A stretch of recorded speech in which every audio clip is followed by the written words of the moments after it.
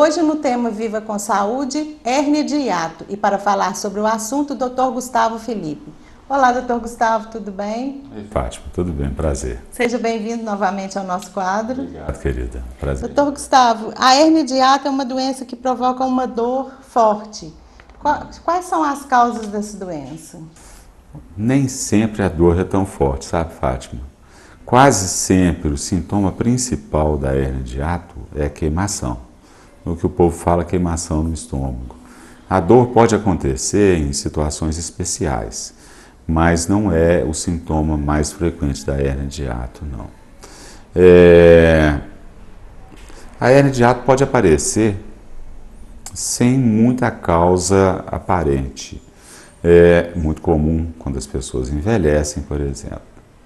Muito comum após a gravidez, principalmente quando a gravidez é gravidez complicada. Mas pode acontecer da criança já nascer com a hérnia de hiato também. E o que é essa hérnia de hiato?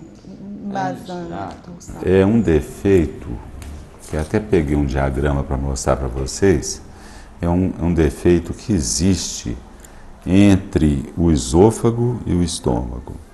O esôfago é um tubo que leva a comida da boca até o estômago. A hérnia de hiato faz parte de uma válvula que impede que o ácido do estômago fique voltando para o esôfago. Quando existe um afrouxamento nessa válvula, o ácido do estômago tem então a tendência de voltar para o esôfago, e o esôfago tem a parede muito delicada. Com essa parede delicada, ele acaba sofrendo queimadura provocada pelo ácido do estômago que volta. A hérnia de hiato é um defeito nessa válvula aqui, nessa região aqui, que existe um afrouxamento da válvula e faz com que haja a volta do material ácido do estômago. E como que o médico faz o diagnóstico dessa doença? O diagnóstico é sempre feito por endoscopia. Não tem como a gente fazer um diagnóstico de hérnia de hiato se não for por exames especiais. Antigamente a gente usava muito fazer raio-x, quando não tinha acesso tão fácil à endoscopia como tem hoje. O raio-x é um exame bom, mas hoje praticamente não se usa mais porque ele tem algumas falhas que fazem principalmente não mostrar detalhes a respeito do problema. Existe uma faixa etária para a doença acometer? Tipo, acomete crianças? Pode acometer qualquer idade, qualquer pessoa, tanto do sexo masculino quanto do sexo feminino. A idade principal é na idade adulta ou na terceira idade, como queira. Só para você ter uma ideia, aproximadamente 70% das pessoas com mais de 70 anos de idade têm hérnia de hiato. Nesse caso é por causa de um afrouxamento que existe nessa válvula em decorrência da idade. Mas a pessoa já pode nascer com a hérnia de hiato e a hérnia de hiato pode ser adquirida durante o correr da vida. Outra coisa também que é muito comum em associação com a hérnia de hiato é a obesidade. Qual a diferença entre a hérnia de hiato e o refluxo? O refluxo é consequência da hérnia de hiato. Refluxo é o ato da volta do material do estômago para o esôfago. A hérnia de hiato é esse defeito que eu mostrei que existe na válvula que separa o esôfago do estômago. O senhor disse que ela é diagnosticada com endoscopia, geralmente, né? E como ela é tratada? Bom, depende do tamanho da hérnia de hiato e depende dos sintomas e do dano que a hérnia de hiato possa provocar. Se a hérnia de hiato for pequena e for associada, por exemplo, à obesidade, a gente orienta a pessoa que, dentro do possível, perca peso e siga alguma orientação dietética que melhora. Se a hérnia for maior e não provoca e não é associada à obesidade, por exemplo, a gente usa medicamentos que a gente pode usar a vida inteira. E nos casos em que a hérnia é grande e que tem dificuldade de fazer o tratamento com medicamentos, a gente pode indicar cirurgia. Existem outros sintomas além da dor e da queimação? Basicamente é a dor e a queimação. Aliás, basicamente é a queimação, que é o sintoma mais comum. A dor é um sintoma secundário. Mas existem outros sintomas que podem acontecer também, principalmente eructação frequente. O que é eructação frequente? É a pessoa que fica arrotando com muita frequência. É outro sintoma da hérnia de hiato também. A alimentação, como que ela deve ser a alimentação da pessoa que tem a hérnia de hiato? A alimentação, o ideal é que a alimentação seja alimentação fracionada, ou seja, que a pessoa coma menos em quantidade e mais vezes durante o dia. Se a pessoa comer muito de uma vez, aumenta o risco ou a possibilidade do alimento ficar voltando para o esôfago. Se a pessoa comer... Existem alguns alimentos também que fazem com que haja a possibilidade de refluxo. Todos eles em excesso. Café em excesso, alho em excesso, cebola em excesso, chocolate em excesso, só coisa boa, né, Fátima?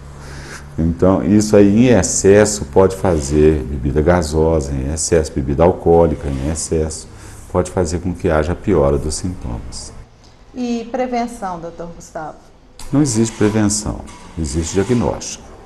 A pessoa está sentindo queimação ou está sentindo esse tipo de dor, essa dor normalmente sentida nessa região aqui, no peito, no meio do peito, ela tem que procurar saber o que está provocando isso.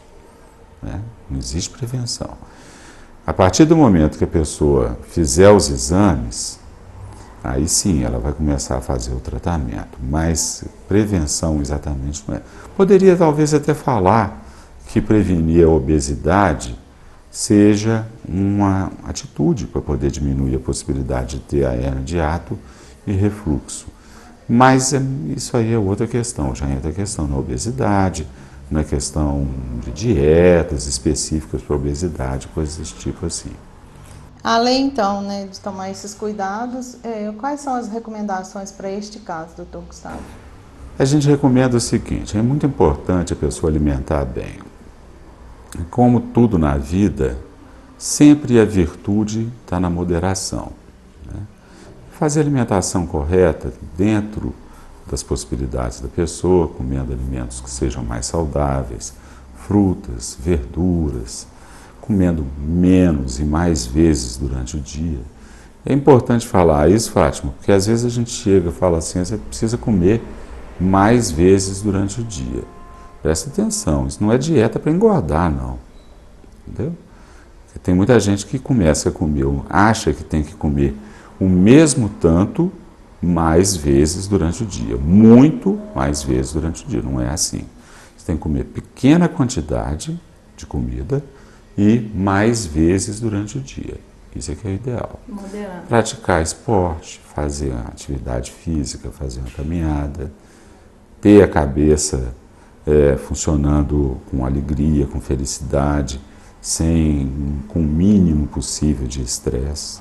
Porque estresse todo mundo tem, você sabe disso. Verdade. Mas dentro da possibilidade de ter uma quantidade menor de estresse, tudo isso faz bem para a saúde e para o refluxo também. Automedicação, nem pensar. Nem pensar. É um perigo a automedicação nesse caso. Foi ótimo você ter falado a respeito disso, porque a automedicação nesses casos pode fazer com que haja um retardo, um atraso no diagnóstico do câncer de esôfago. Então, muitas vezes a pessoa tem queimação e vai tomando medicamentos, e esses medicamentos não provocam câncer, mas eles podem fazer com que a descoberta do câncer seja mais tardia. E com isso, perde às vezes a oportunidade de fazer o tratamento do câncer precoce. Quando vai descobrir que tem um câncer, o câncer já está avançado. Por isso que nesses casos, se a queimação for persistente, se a pessoa perceber que tem queimação com muita frequência, procura o médico, procura saber o que está provocando isso, que com certeza não vai arrepender. Ok, doutor Gustavo, nós agradecemos mais uma vez sua colaboração e a sua presença no nosso quadro. Agradeço muito. Obrigado, E em Fátima. breve estaremos encontrando aqui novamente. Se Deus quiser. E se você tem um tema para o Viva com Saúde, manda um e-mail para oestenoticias@yahoo.com.br. Até a semana que vem.